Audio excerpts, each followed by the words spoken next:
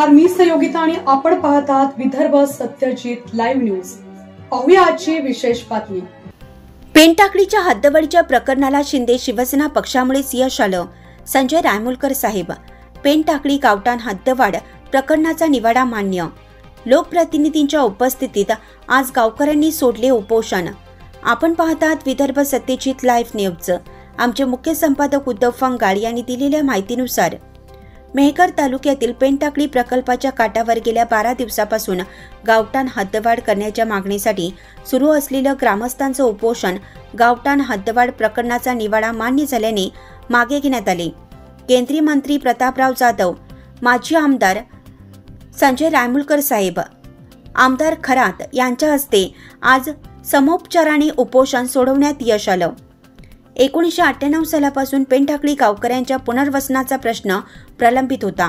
त्यासाठी खासदार प्रतापराव जाधव, तत्कालीन आमदार संजय रायमुलकर साहेब यांनी शासन दरबारी सातत्याने प्रयत्न केले। सिंचन प्रकल्पाच्या खालच्या बाजूच्या गावाचे पुनर्वसन नियमानुसार होऊ शकत नाही, त्यामुळे गावठाण हद्दवाढ करण्याचा प्रस्ताव शासनाकडे सादर करण्यात आला।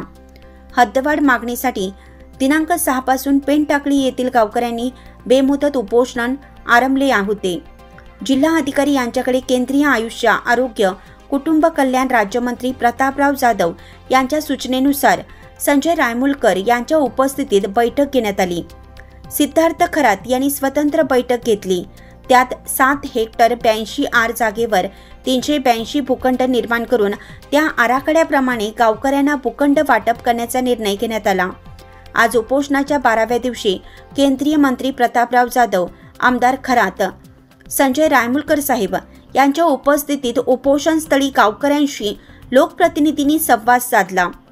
प्रतापराव जाधव यांनी मार्गदर्शन करताना सांगितलं की भूमी अभिलेख खात्याने संबंधित जागेचे सीमांकन करावे, शासकीय अभियंत्यांची मदत घेऊन आराखडा तयार करण्यात यावा, सदर जागेवर असलेले अतिक्रमण ग्रामपंचायतने काढावे, त्यासाठी पोलीस निरीक्षक साखर खेरडा यांनी योग्य तो बंदोबस्त उपलब्ध करून द्यावा, ग्रामसभा घेऊन सर्वांच्या मदतीने सहमतीने सदर भूखंडाचे वाटप ग्रामपंचायतनं करावं। लोकप्रतिनिधींच्या हस्ते लिंबू पाणी घेऊन गावकऱ्यांनी उपोषण आज दुपारी 2 वाजता मागे घेतलं। यावेळी उपविभागीय अधिकारी रवींद्र जोगी, गटविकास अधिकारी संदीप मेठांगळे, ठाणेदार गजानन करेवाड, भूमी अभिलेखचे गवई, पाटबंधारीचे नांगरे, नगर रचना विभागाचे सतीश वेरुळकर, ग्रामसेवक गजानन मवाळ आदी अधिकारी उपस्थित होते। सरपंच परमेश्वर वानखेडे, उपसरपंच पुंजाजी इंगळे, शिवसेनेचे तालुका प्रमुख सुरेश तात्या वाळूकर, दिलीपराव देशमुख, सरपंच संघटनेचे अध्यक्ष अरुण दळवी, युवा सेनेचे जिल्हा प्रमुख ऋषिकेश जाधव, नीरज रायमुलकर, तालुका प्रमुख भूषण घोडे, पंजाबराव इंगळे, विलासराव मोहरुत, प्रल्हादराव सुलताने, राजू काटे, अमोल म्हस्के आदी यावेळी प्रामुख्याने उपस्थित होते। पेनटाकळीच्या अत्यंत जिव्हाळ्याच्या विषयासंदर्भात आपल्या सर्व गावकऱ्यांनी वेगवेगळ्या आंदोलनाचे ठिकाणी उभं केलं आणि गेल्या 8-10 दिवसापासून आपण सर्वजण सामाजिक असेल,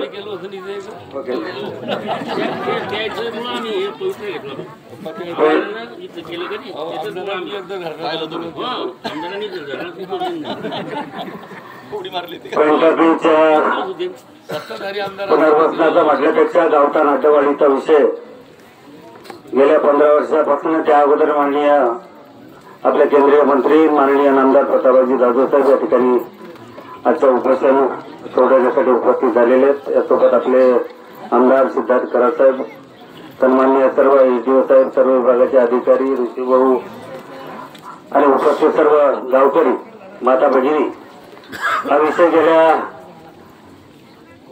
27 वर्षाच्या प्रदीर्घ त्रासातून बऱ्याच वेळेस आपलं धरणाचं काम सुरू होतं, बऱ्याच अडचणी खालच्या लोकांना येत होत्या, शासनाच्या जीआरच्या अडचणी होत्या, जीआर शासनाच्या धरणाच्या खालचं पुनर्वसन करता येत नाही।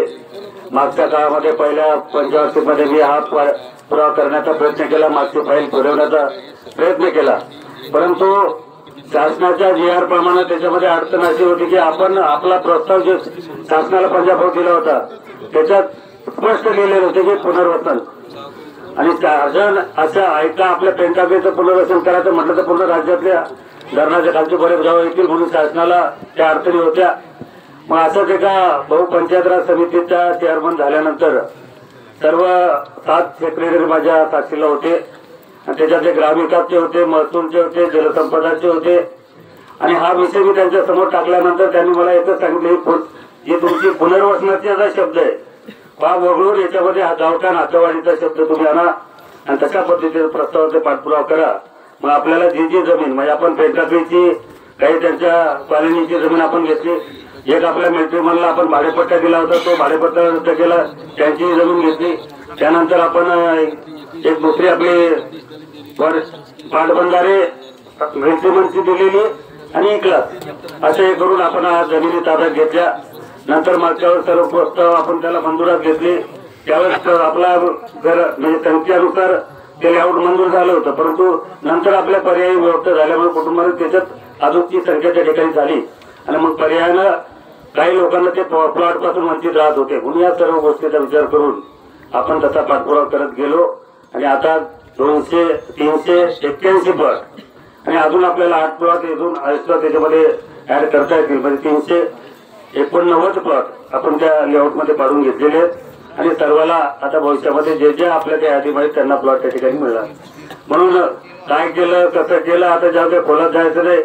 बऱ्याच वेळा भाऊने सांगितलं पण त्याच्या अडचणी होत्या. पेंटाकळी प्रकल्पाच्या बाबतीमध्ये काही लोकांनी आता आपण मागच्या काळात एक आंदोलन केलं होतं. एक पेंटाकळी प्रकल्प बजेट म्हणून वगळला होता आणि वगळला तर मग त्याला 5 सुप्रमा घेऊन त्या कामाला आता इथं या ठिकाणी बसलेले साहेब आहेत. यांनाही माहिती की आपण कालव्याच्या कामासाठीचं विदर्भातलं सर्वात पहिलं ट्रकचं काम कुठं मंजूर झालं तर आपल्या पेंटाकळी प्रकल्पाचं आपण मंजूर करून घेतलं आणि त्या 85 कोटी रुपयाच्या कामाला मंजुरात घेऊन या प्रकल्पावरती 585 कोटी रुपये माननीय शिंदे साहेब मुख्यमंत्री झाल्यानंतर आपण याचं करून घेऊन त्या कामाला सुरुवात केली. एवढंच नाही थांबलं तर आपल्या महाराष्ट्रात एवढे पैसे ज्या सिंचनाच्या म्हणजे जे काही पाझरानं जमीन खराब होतात त्या जमिनीचा मोबदला देत असताना 1 कोटीच्या वरती आतापर्यंत राज्यामध्ये कुठे दिली नाही. म्हणून आपण आपल्या मतदारसंघात विशेष बाब म्हणून 505 कोटी रुपये आपण नुकसान झालेल्या शेतकऱ्याला आपल्या मतदारसंघातील या ठिकाणी दिली. मग असे कामं आता एक तर कुठेतरी सरकार आणि मानसिकता त्याच्यामध्ये असली पाहिजेत. मागच्या काळामध्ये मीही विरोधी पक्षामध्ये होतो, त्याच्यानंतर आमदार जरी होतो तर मागच्या काळामध्ये नंतरच्या 5 वर्षामध्ये अडचणी आल्या, परंतु 2.5 वर्षामध्ये जेवढे काही प्रलंबित प्रश्न मतदारसंघाचे होते हे मतदारसंघातले प्रश्न माननीय शिंदे साहेबांनी पूर्ण जेवढे त्यांच्याकडे गेले ते एका सही देशी किंवा त्यांच्या आदेशानुसार आपण ते मंजूर करून घेतले. तशा पद्धतीचं पेंटाकळीचं आता या ठिकाणी आपले सरपंच गावातली मंडळी कंटिन्यू मुंबईच्या संपर्कात होते. आपण बऱ्याच त्या ठिकाणी मिटिंगा घेतल्या आणि कुठेही काय शासनाचा GR शासनाचे कायदे नियम याला कुठेतरी त्याच्यात बसून आपल्याला कामं करत आहे. म्हणजे आता काय आमदारांनी म्हटलं की त्याला ताबडतोब मंजूर होत नाही. कायदा आहे, नियम आहे, नियमात बसवावं लागतं. पण नियमात कसं बसवायचं तर आपण सांगतो बसलंच पाहिजे. पण अधिकाऱ्यांना जर एखादी खोटी म्हटलं तर परंतु एखादी पिन मारून दिली की ते काम होत नाही. पण अधिकाऱ्याला पॉझिटिव्ह करून अधिकाऱ्याला सोबत घेऊन त्यांच्याशी गोड बोलून कुठेतरी तशा पद्धतीने आपण पाठपुरावा केला आणि आज या ठिकाणी आपल्या सर्वांना यश आलं. तुम्हाला जेवढा काही त्रास झाला त्याबद्दल मी क्षमा मागतो, परंतु आता भविष्यात तुम्हाला या ठिकाणी त्रास होणार नाही. फक्त सर्वांनी सहकार्य करा आणि ज्या ज्या अडचणी येतील तर निश्चित आम्ही या ठिकाणी तुमच्या सोबत आहोत. मी आहे, खासदार महोदय आमदार आहेत आणि आम्ही त्या अडचणी सोडवण्याचा प्रयत्न करू आणि या आपल्या मतदारसंघात एक आदर्श गाव बनवण्याचा प्रयत्न या ठिकाणी करू. एवढी शब्द तुम्हाला देतो. यानंतर जे काही आपण या ठिकाणी उपोषणाला बसले तुमच्यासारखं मी माझं पाहूनच पंजाबला म्हणतात की आम्ही काल परवा पाण्याचं होते तुम्ही सर्व मी आल्यावरच काढले पाहिजे. महिला भगिनी जास्त त्रास झाला म्हणून आता सर्वांनी जे काही त्रास झाला त्याबद्दल तुमच्या सर्वांची माफी मागतो. आणि आज सर्वांना मी आपल्या सर्व मान्यवर मंडळीच्या वतीनं अधिकाऱ्याच्या वतीनं मंत्री महोदयाच्या वतीनं तुम्हाला विनंती करतो की आज तुम्ही जे काही लढायला आपलं यश या ठिकाणी आलेलं आहे आणि तुम्ही सर्वांनी जे काही उपोषण केलं आज उपोषण मागं घ्यावं अशी विनंती आपल्या सर्वांना करतो आणि थांबतो. जय हिंद. विषय जो होता गावकऱ्याचा की पूर्वीचा जो प्रस्ताव आपल्या ग्रामपंचायतीच्या वतीने केला होता, तर पूर्वीच्या त्या प्रस्तावाप्रमाणे जेवढे कुटुंब मंजूर शासन केले, पण आता त्याच्यात मधात बराचसा कालावधी गेल्यामुळे कुटुंब वाढले. बरोबर आहे सरपंच.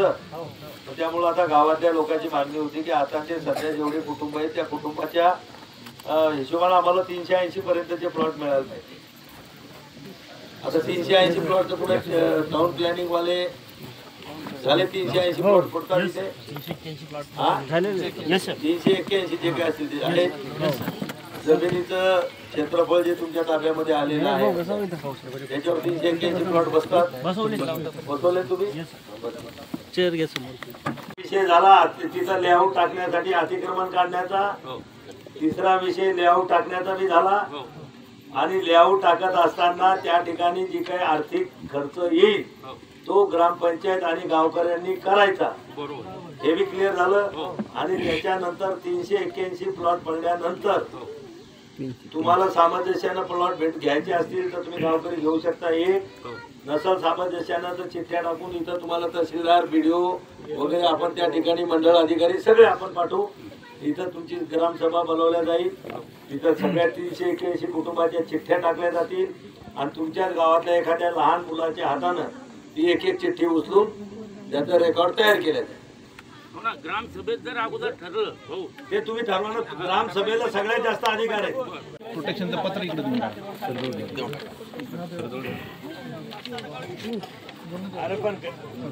तुम्हाला बोललं तर मग तुम्हाला मग ज्यावेळेस एकच खर्च सगळे घर बांधले गेले का पहिलं वाटप करतो. नाही एक पहिली गोष्ट. आता त्याच्यावर लेआउट पडलेलं नाही का सगळ्यांची प्लॉटची आखणी झाली नाही. रस्ते वगैरे एक मिनिट सर. जर ते ग्रामपंचायतीच्या मध्ये असेल तर त्याच्याशी पंचायत समितीचा सुद्धा हे. तर पंचायत समितीच्या BDOनं यांनी पहिले एक तर नकाशा काढून त्यांना दाखवायला पाहिजे की हे 381 प्लॉट असे असेल, या गावात जाणारे रस्ते असे असेल, पुढे मोकळी जागा सोडली असेल तर ती कुठं सोडलेली आहे ती याचा नकाशा आलेला आहे का? नकाशा काढलेले 381चा नकाशा. हॅलो, माझा विषय असा आहे भाऊ, तुम्ही सर्व काही प्लॉट टाकून देणार, पण त्याच्यानंतर विषय लाईन MSCचा, त्याच्यानंतर रोड, त्याच्यानंतर पूल, नाल्या, हा विषय तुमच्या तिघांनी करण्यावर.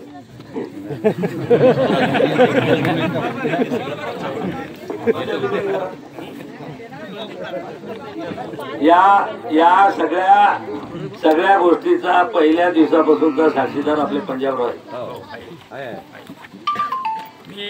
तू नाही एकदा तू आता सगळ्या इथं आता माता भगिनी यांना काही माहित असते का? नाही तू एकदा तू 98 पासून सुरुवात कर. तू जिथं विसरत मी सांगेन मागून की काय विसरलं म्हणून. 98 पासून सुरुवात करा. पेंट टाकळी गावच्या. आता तुमची बारी. एक मिनिट पंजाबराव सांगतात सगळं सांगतात.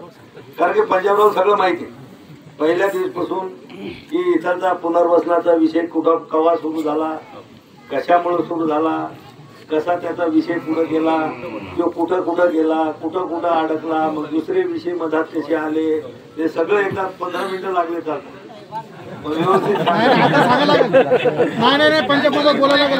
आपण काही असं वेगवेगळं कोणाला सांगितलं नाही की याला वेगळं त्याला दोघायला हे सांगितलं की जर हे प्लॉट तुम्हाला घ्यायचे असतील तर याच मार्गाने पुढे जावं लागेल असंच होते. पण जाऊ दे, आता कुठल्याही गोष्टीला वेळ काळ लागत असते. त्यावेळेस ती वेळ नव्हती, आज ती वेळ आली. सगळेजण एका जागेवर बसले हो आणि सगळेजण आता चांगलं सामंजस्य.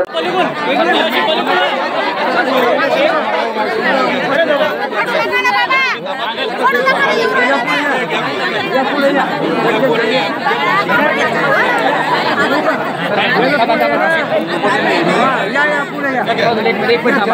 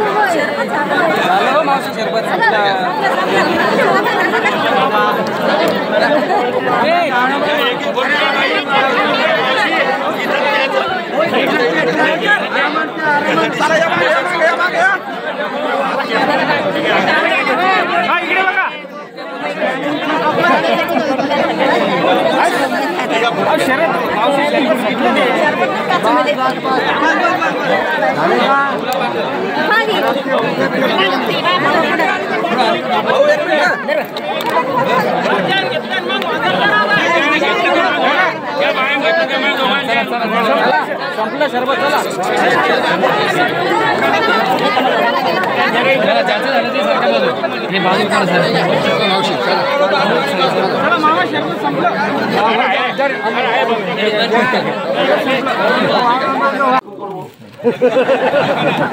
या गावच्या धरणाच्या भीतीचं खालचं गाव असल्यानंतर पुनर्वसनाचा विषय कसा सुरू झाला तिथून सुरू करा. आता व्हायला लागलं तर त्याचा एंड करून टाका. सगळ्या गावकऱ्याने सगळ्या मान्यवरांतर्फे सगळ्या समोर एक सुरुवात अशी करतो की सर्वात प्रथम पहिले भाऊनं आपल्या गावासाठी पुनर्वसनाची मागणी केली. पुनर्वसनाची मागणी करत असताना ते पाटबंधारे मंत्री असताना पाटबंधारे मंत्रीपद असताना त्यानं मिटिंग लावली ती खासबाग म्हणून. आणि नेमकं काय झालं, बुधवारची ती कॅबिनेट होती, मंगळवारी भाऊंनी मुंबईत गेलो आणि रात्री सरकार कोसळलं.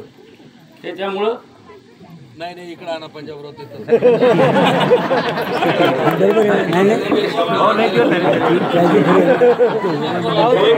मी सांगतो पेनटाकळी गावचा सगळा वृत्तांत मी सांगतो. पेनटाकळी धरण मंजूर झालं. पेनटाकळी धरण मंजूर झाल्यानंतर अधिकाऱ्यांनी त्याचं सगळ्या बुडीत क्षेत्राचं मोजमाप केलं आणि धरणाचा पहिला नियम असा आहे की बुडीत क्षेत्रामध्ये जी जी गावं येतात त्याचं पुनर्वसन करणं किंवा बुडीत क्षेत्रामध्ये ज्या ज्या काही आपल्या गोष्टी बाधित होतात. मग एखादी सरकारी शाळा बाधित झाली तर शाळा बांधून द्यावी लागते, स्मशानभूमी गेली स्मशानभूमी बांधून द्यावी लागते. म्हणजे बुडीत क्षेत्रामध्ये जे जे काही नुकसान होईल किंवा लोकांच्या वस्तू जातील त्या नव्यानं करून द्यायची जबाबदारी इरिगेशन डिपार्टमेंटची असते. पहिला विषय. आता आपलं पेनटाकळी गाव होतं हे भिंतीच्या खाली आणि संपूर्ण भारताच्या इतिहासामध्ये असं एकही उदाहरण नाही की डॅम लाईनच्या खालच्या गावाचं पुनर्वसन केलं जाते. आणि म्हणून ज्यावेळेस मी तो विषय मांडला की पण पेनटाकळी गावातल्या लोकांना मग त्या घरात ओढ फुटू लागली, घरात मुंग्या होऊ लागल्या. आता आमच्या माता भगिनी माहिती आहे, टोपल्यात मुंग्या, भाजीत मुंग्या, काही हो ना. मग ते सांगतो मी पुढे. आता सगळं गावातल्या लोकांना सगळा त्रास त्या ठिकाणी होऊ लागला. मग मी त्या ठिकाणी आता या गावाचे माझे लय जवळचे संबंध वारंवार त्यावेळेस पंजाबराव मला बोलवायचे, गावातली सगळी मंडळी, माळेकर वगैरे जुनी मंडळी. मग आपण हा विषय पुनर्वसनात मांडला. सगळ्या अधिकाऱ्यांनी स्पष्ट सांगितलं. मी त्या खात्याचा मंत्री होतो तरी त्यांनी सांगितलं की डॅम लाईनच्या खालचं गाव आहे, याचं पुनर्वसन करता येत नाही. मी म्हटलं हे गाव आपल्या डॅममुळे बाधित झालेले आहे. की आपल्या डॅमची ज्यावेळेस पाया खोदणं चालला होता त्याच्यात कॉन्ट्रॅक्टर लोकांनी क्षमतेपेक्षा मोठमोठं ब्लास्टिंग केलं आणि त्या ब्लास्टिंग केल्यामुळं पेनटाकळी गावातल्या घराला हादरे बसले. अनेक घरांच्या भीतीला तडे गेले. आता तिथं लोक ते नवे घरं बांधू शकत नाही आणि ते घरं खिळखिळे झालेले आहेत. तिथं कधी या ठिकाणी घरं कोसळू शकतात. बरोबर आहे पंजाबराव. मग हा असा विषय मांडल्यानंतर तरी अधिकारी ऐकायला तयार नव्हते. मग मी त्या खात्याचा मंत्री असल्यामुळे मी त्यांना म्हणलं खासबाब म्हणून तुम्ही या ठिकाणी हे गाव त्यामुळं बाधित झालं की नाही हे पहिले आम्ही सिद्ध करून देतो. आणि मग त्याच्यानंतर एक पुण्याची कंपनी आहे की ते ब्लास्टिंगचे कंपनी मोजते. पण इथं ब्लास्टिंग झालं तर त्याचे हादरे किती दूर जातात. ती कंपनी 4 दिवस आपल्या गावात होती. त्याच्याकडून आपण खोटा अहवाल तयार करून घेतला की या धरणाचे पाये खंतांनी ठेकेदार लोकांनी जे ब्लास्टिंगच्या याच्यामध्ये केलं त्याच्या करायच्या सह्या झाल्या आणि त्या ठरावाला फक्त कॅबिनेटची मंजुरी त्या रकमेला लागत. मला वाटते 380 कोटी रुपयाचा का काहीतरी तो विषय होता. घराच्या मोबदल्या, जमीन आणि त्या कोण आहे 2,75,00,000. ठीक आहे, जे असं ते आता तिथे 98 म्हणल्यानंतर आता 27 वर्ष झाले त्यांना. तर त्याचा ठराव फक्त कॅबिनेटचे जर मंजुरात दिली असती तर जसं पिंपळगावचं पुनर्वसन झालं, जसं कसारखेडचं पुनर्वसन झालं, त्याच पद्धतीनं पेनटाकळीचं सुद्धा पुनर्वसन होणार होतं. पण ते कॅबिनेटची त्याच्यामध्ये येण्याच्या अगोदर त्यावेळेस आपलं सरकार 6 महिने अगोदर आपण राजीनामे दिले, म्हणजे सरकार बरखास्त झालं. 95 ला आपल्या निवडणुका झाल्या होत्या. 6 महिने अगोदरच लोकसभा आणि विधानसभेच्या निवडणुका सोबत घ्यायच्या म्हणून आपली विधानसभा बरखास्त झाली. कॅबिनेट मध्ये तो प्रस्ताव त्यावेळेस आला नाही. 99च्या निवडणुका झाल्या आणि तुमच्या पेनटाकळी गावाचं दुर्दैव, तिथं आपलं युतीचं सरकार आलं नाही, तिथं काँग्रेस राष्ट्रवादीचं सरकार आलं. बरोबर आहे. पदमसिंह पाटील त्याचे पाटबंधारे खात्याचे मंत्री होते. हो, त्यांच्याकडे 50 वेळा मी गेलो की हा प्रस्ताव आमचा तुमच्या ऑफिस पर्यंत आहे, याला फक्त कॅबिनेटची मंजुरात द्या, पेनटाकळी गावचं पुनर्वसन होऊ शकतं. त्यांनी तो 15 वर्ष त्यांचं सरकार राहिलं, 2009 पासून 2014 पर्यंत हे सरकार राहिलं. कुठेही ती पुनर्वसनाची फाईल काँग्रेसच्या त्या राष्ट्रवादीच्या काळामध्ये त्या लोकांनी, आमदार तर मीच होतो, 9 पर्यंत मी होतो, 9च्या नंतर शेवटचे 5 वर्ष रायमुलकर होतो, पण ती त्यांनी घेतली नाही. मग नवीन प्रस्ताव त्या लोकांनी केला की ठीक आहे, आता याला सरकार मंजुरात देत नाही, तर गावकऱ्यांनी, गावातल्या सगळ्या कार्यकर्त्यांनी सांगितलं की बघ किमान आमच्या गावाला लागून जो ई क्लास आहे ती जमीन जर आम्हाला दिली, त्याच्यात आम्हाला प्लॉट पाडून दिले तर आम्ही तिथं आमचे घर बांधू, गावात खाली काही राहणं आमच्यासाठी काही शक्य नाही. बरोबर आहे पंजाबराव. मग आपण ते वरचे ज्यावेळेस जमीन घेण्याचे प्रयत्न सुरू केले तर त्याच्यातली अर्धी जमीन होती 1 लाख आणि अर्धी होती 1 लाख, आणि काही ठिकाणी भाडेपट्टे दिले होते. बरोबर आहे. तरी आपण तिथं सगळे प्रयत्न टोकाचे करून ते भाडेपट्टेवाल्याची जमीन वापस घेतली. 1 लाखची जमीन देता येत नाही, बरोबर नाही तो साहेब, तरी आपण 1 लाखची जमीन यांना देऊन घेतली. तरी ती आपल्या घराला कमी पडत होती म्हणून इरिगेशनची जमीन होती अक्वायर केलेली, एकर भर का किती आपली 1 एकर 2.5 एकर, ती आपण त्यांच्याकडून इरिगेशन वाल्याकडून लिहून घेतलं किंवा पेनटाकळी गावाला आम्ही द्यायला मोफत द्यायला तयारी. मग बरोबर आहे. मग असं करून ते आपली 7 हेक्टर 82 एकर जमीन 82 आर जमीन आपली इथं तयार झाली. त्याच्यानंतर मी त्याच्यात आमच्या महसूल विभागाकडे सातत्यानं प्रयत्न चालू होते. अनेक सरपंच तुमच्या गावातले बदलले, काही आमच्याकडे काम करायला मरकत करत होते, काही दुसऱ्या पुढाऱ्याच्या मार्फत द्यायचे प्रयत्न चालू होते. पण खरं हसा लागले, खरं बोललो का हसू येते का? खरं आहे का रे? आम्ही खरंच बोलतो, कधी तरी खोटं बोलत नाही, खोटा पुरतं तर लगेच बोलत नाही. त्या ठिकाणी सगळं झालं नाही. नंतर रायमुलकर असेल, मी असेल, वारंवार महसूल मंत्री, महसूल सचिव, आता सिद्धार्थ खरात यांनी आता मंत्रालयात काम केले, यांना माहिती तिथली कक्षा अधिकारी, उपसचिव सगळ्यापासून कशी सिस्टीम चालते. त्या ठिकाणी त्यांनी सांगितलं होतं की ही सरकारी जमीन द्यायची असेल तर आम्ही फुकट देऊ शकत नाही, तुम्हाला याचा मोबदला त्या ग्रामपंचायतीला द्यावा लागेल. बरोबर आहे. म्हटलं बा तुम्ही कमीत कमी काय असेल ते मोबदले काढा. मग त्या सगळ्या जमिनीचा मोबदला काढत असताना ती रक्कम खूप मोठी आली. मग आम्ही त्यांना सांगितलं की 1 हेक्टर इरिगेशनची जमीन आहे, तिचा मोबदला वजा करा. मग त्यांनी मान्य केलं की इरिगेशननं पहिले पैसे दिलेले आहेत आणि इरिगेशननं आम्हाला जमीन लेखी दिलेली आहे, त्यामुळे हिचे पैसे, मग ती 1 हेक्टर जमीन ते मोबदला त्याच्यातून कमी झाला. मग त्यांना मी दुसरा विषय त्याच्या पुढे मांडला की आमचं खालचं गाव उचलून वर यायला लागलं तर खालची जमीन तुम्ही घेऊन टाका. बरोबर आहे पंजाबराव. तर खालच्या गावाचं जेवढं क्षेत्रफळ होतं ते क्षेत्रफळ वरच्या क्षेत्रफळातून वजा करून उरलेल्या जमिनीचे फक्त पैसे तुम्हाला प्लॉटचे भरायचे. इथपर्यंतचा तो सगळा 25 वर्षाचा या जमिनीचा प्रवास आहे.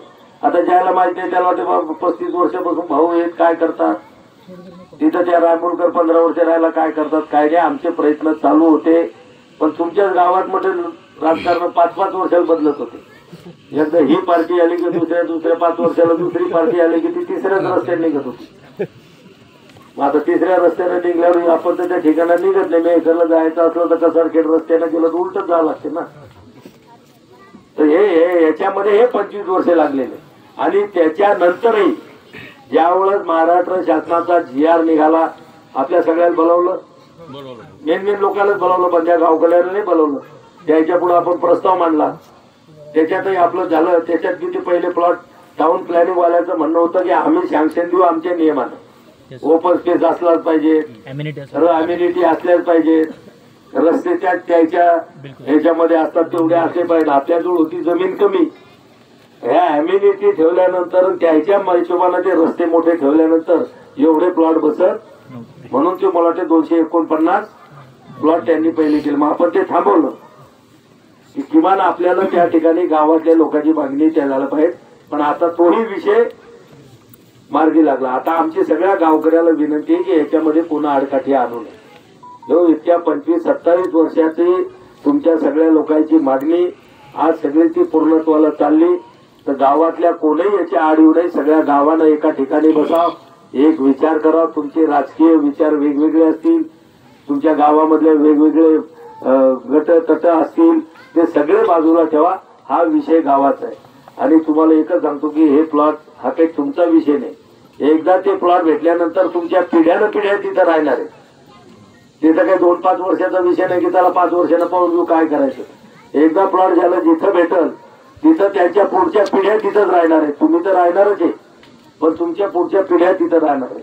आणि म्हणून याच्यामध्ये सगळे लोक प्रेमानं बसा, एकमेकाला समजावून सांगा.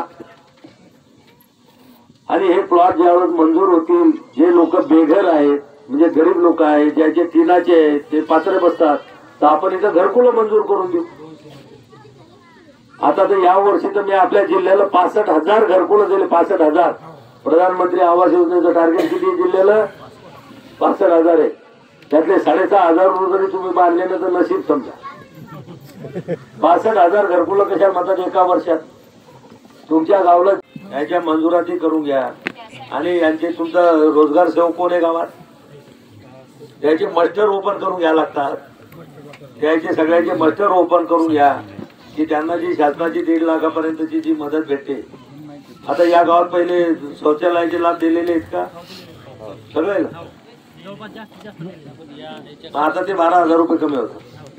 पण तरी ठीक आहे, करतील आता लोक. त्याने घ्यायचे नसतील त्याचे ते बी प्रस्तावात बसवा. ज्यांनी लाभ घेतला नाही ज्या कुटुंबांना, त्याला आपल्याला 12,500चा तो लाभ जास्तीचा देता येईल.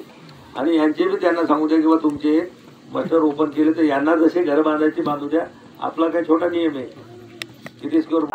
संजू भाऊ रायमुलकर साहेब आणि खासदार साहेब यांनी संजय भाऊ राठोड महसूल मंत्री यांच्याकडे मीटिंग लावली. आणि तो प्रश्न कसा होता की पहिले येतो होता पुनर्वसनचा, नंतर विषय झाला की गावठाण स्थलांतरसाठी मान्यता घ्यायची.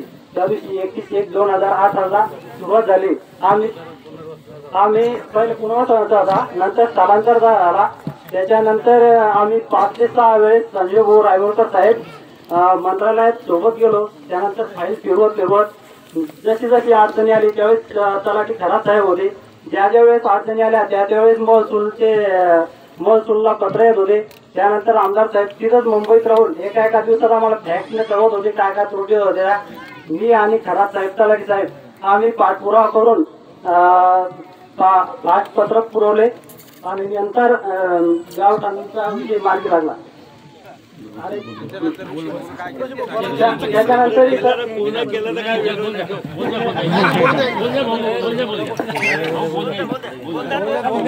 त्या दिवशी गावात जेव्हा उपोषण सुरू झालं, उपोषण करताना जेव्हा गावात बोलवलं, आम्ही संध्याकाळी आलो.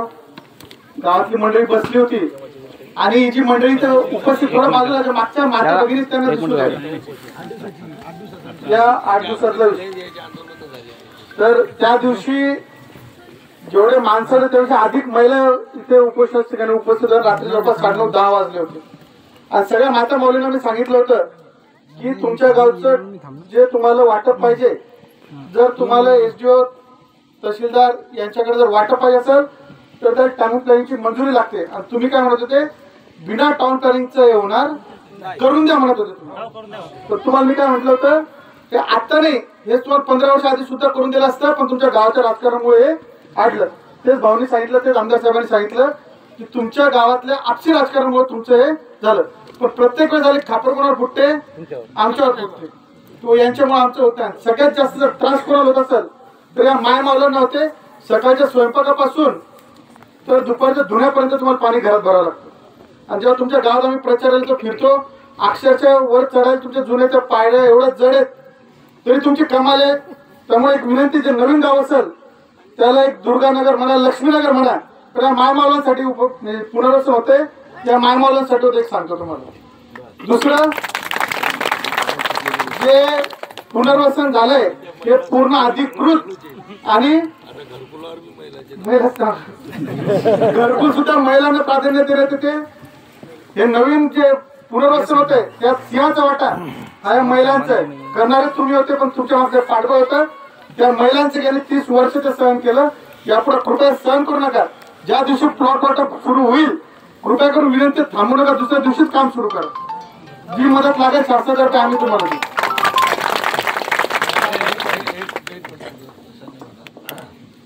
व्हिडिओ साहेब, आता पुढची प्रक्रिया आता टाउनवाले बी आले.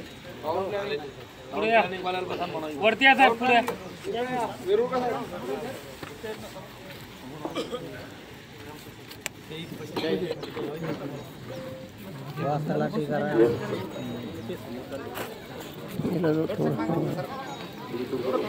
माग खुर्च्या असतील तर डबल दोन आहे का? समोर 2 खुर्च्या, 3 खुर्च्या रिकाम्या आहेत ना. आमचे आमदार सिद्धार्थजी खरात साहेब, त्याचबरोबर एवढेच ठावे काम मला प्रकाश द्यावा सकलांना, देह जळो आणि जग उजळो, अशाच प्रकारचं त्यागमूर्ती सन्माननीय माजी आमदार संजयजी रायमुलकर साहेब, त्याचबरोबर सर्व अधिकारी वर्ग. भाऊ, आपणास मी सांगू इच्छितो की म्हणजे पंजाब तुम्ही गावातलं कोणी घ्यायला या आणि आमच्या तुमच्या समोर आम्हाला